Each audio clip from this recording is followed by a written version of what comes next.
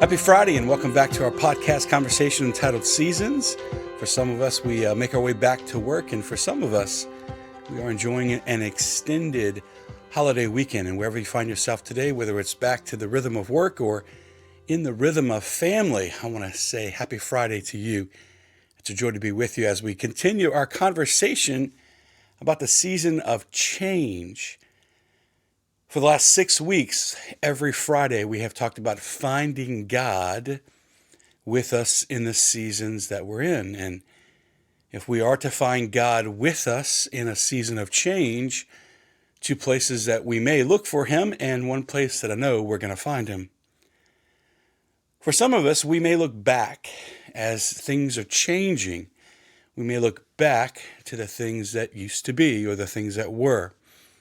And we will find God with us in the memories and the graces that were bestowed upon us in the previous season. We will find God with us as he reveals everything that he blessed us with in that time and how that time prepared us for the change and what is coming ahead of us. And so if we want to find God with us, we will certainly find God with us as we look back. You might say to harvest the graces of the previous season that we were in. We will certainly find God ahead of us in the future. Naturally, in change, many of us look ahead to the future. What's coming next? The fear of the unknown, or all that is within us as we look ahead to something that we do not know. And we will find God with us in the future, you might say, insofar as his voice being the one that responds back to us.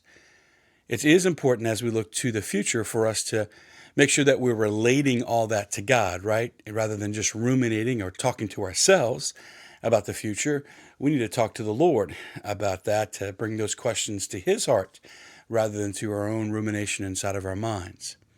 So certainly, if we're going to find God with us in the season of change, we will find him in the past and in the future, but I guarantee you're going to find him with you in the present moment. God is as much concerned about how we feel about the change than he does about the change itself, you might say. We're people, not simply pawns on a chessboard. God doesn't move us around in order to accomplish something in the bigger scheme of things. Sometimes that does happen. We are a part of a plan, you might say. But we're people, and he's in relationship with us in the now.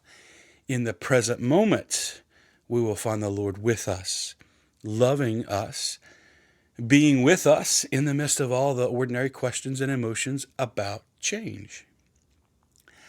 So if you find yourself in a season of change now, just know that you're going to find God with you in that season as much as anything else. And as you find yourself there, perhaps now, simply ask the Lord to show you what in the present moment is he trying to have access to. The emotions, the questions, or the desires that you have in the present moment regarding the change.